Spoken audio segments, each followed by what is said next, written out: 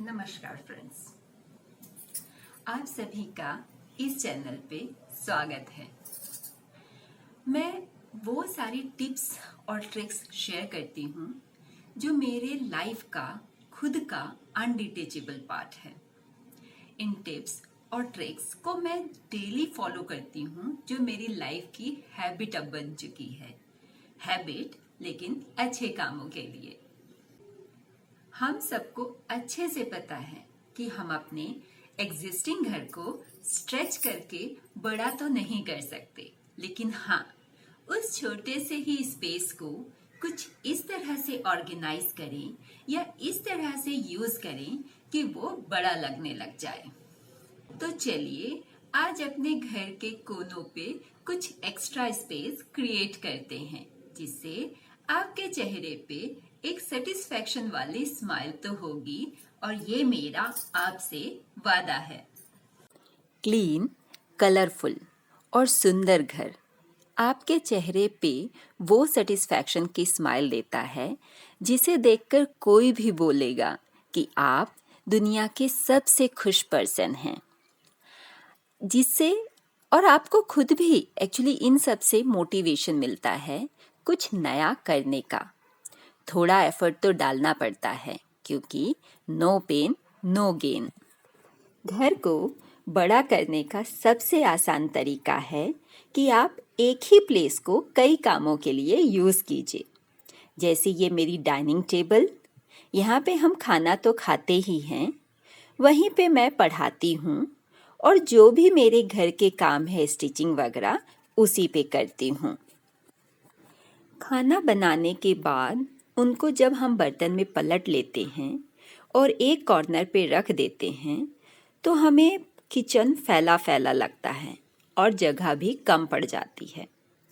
तो उसके लिए मैंने ये एक टेबल वुडन का लैपटॉप टेबल है उसको रख लिया है जो मुझे वर्टिकल स्पेस को यूज़ करने में हेल्प करता है। ऊपर की तरफ मैंने मिल्क एंड रोटी का डब्बा रख दिया है और नीचे बाकी का खाना। अगर आपको लगता है कि ये उतना नीट नहीं दिख रहा है तो आप इस पे एक कलरफुल कर्टन लगा सकते हैं। बहुत प्रॉब्लम तो नहीं होगी और क्लीन भी दिखेगा। इस वीडियो के पहले वाले वीडियो में आपने देखा था कि एक गंदे से प्लेस को भी हम कैसे ब्यूटीफुल एंड फंक्शनल बना सकते हैं। फिर भी अगर आपको एक्स्ट्रा स्पेस चाहिए तो आप इस तरह के बॉक्सेस जो एक दूसरे के ऊपर आप स्टैक कर सकते हैं एक मोटे चादर या कंबल की हेल्प से, उसी स्पेस में एक्स्ट्रा स्पेस क्रिएट कर सकते हैं। आप इस तरह के लंच बॉक्स अपने बच्चे को या पति को ज़रूर देते होंगे, लेकिन अगर गलती से कोई कंटेनर खुल गया तो पूरा बैग गंदा हो जाता है और हमें उसे वॉश करना पड़ता है, जिसको ड्राई करने में 1-2 दिन तो लग ही जाते हैं। तो उसके लिए आप एक पेपर को बेस के शेप में फोल्ड कर लीजिए और उसको उसके अंदर डाल दीजिए। तो अगर कुछ फूड स्पिल भी होता है तो वो पेपर पे गिरेगा और बैग आपका क्लीन रहेगा। आप देखेंगे कि इस तरह के बैग में अंदर एक प्लास्टिक की लेयर होती है जो 2-3 बार धोने के बाद निकलने लग जाती है और बैग का शेप प्रॉपर फॉर्म नहीं रहता, टेढ़ा मेढ़ा लगता है।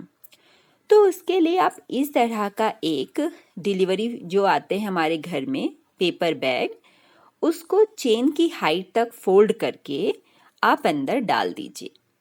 इस तरह से 2 in 1 काम हो जाएगा। फूड बैग में स्पिल भी नहीं होगा और बैग का जो प्रॉपर शेप है वो रिटेन रहेगा।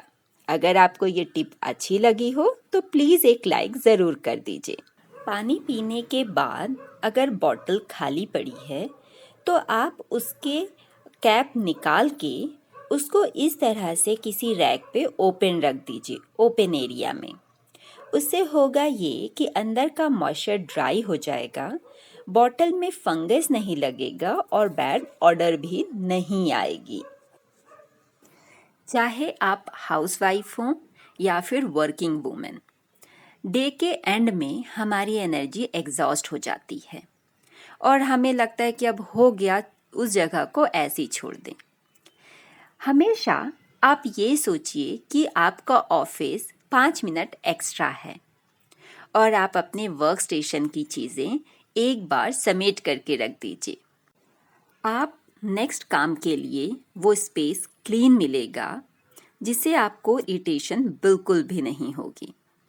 जैसे कि मैंने ये टेबल रात में ही क्लीन कर दी थी काम करने के बाद, तो मुझे नेक्स्ट डे स्टिचिंग करना था, तो मैंने हैप्पीली अपना सारा सामान निकाला और शुरू हो गई।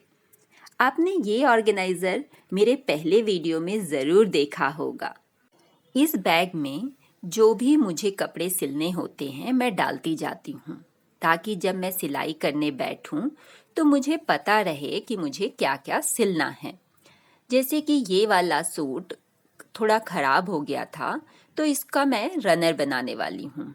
ये पैंट आप देख ही रहे हैं कितना गंदे तरीके से फट गया है, तो इस पे मैं एक पैच वर्क करने वाली हूँ, कुछ इस तरह का।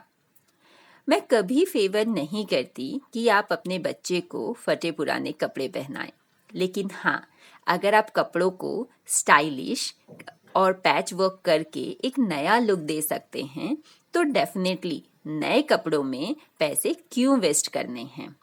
और बच्चे इन कपड़ों को ना बड़ी खुशी खुशी भी पहनते हैं।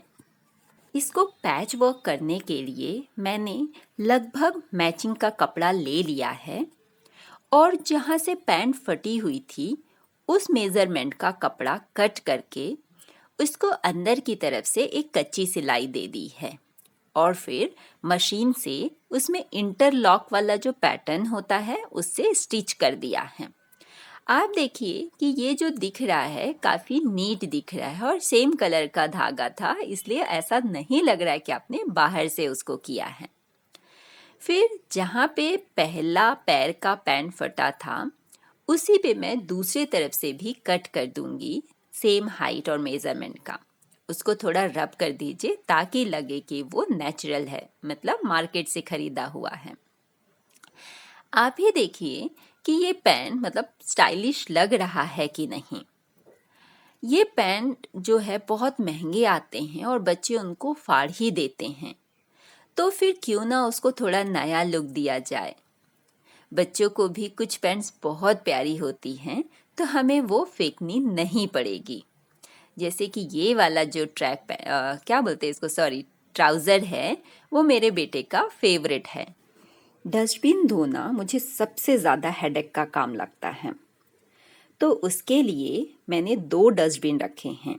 एक डस्टबिन किचन में जिसमें मैं गार्बेज बैग बिछाती हूँ और पैसे भी मुझे सेव करने होते हैं, तो जो दूसरा डस्टबिन है जिसमें मैं ड्राई कचरा डालती हूँ उसमें गार्बेज बैग ना बिछा के मैं एक सिंपल पेपर फोल्ड करके रख देती हूँ, ताकि जब मैं कचरा फेंकूं तो वो बेस में चिपके नहीं। बड़े कचरे तो ऊपर रह जाते हैं लेकिन डस्ट वगैरह नीचे चिपक जाती हैं, तो उससे बचाने के लिए। आप लोगों से मेरी एक ही गुजारिश है, अगर आपको ये वीडियो यूजफुल लगा हो, पसंद आया हो, तो प्लीज इस चैनल को सब्सक्राइब करके और एक लाइक जरूर दे दीजिए, जिससे मुझे इतना मोटिवेशन मिलता है और मिलेगा कि मैं आपको एक्सप्लेन भी नहीं कर सकती। Thank you.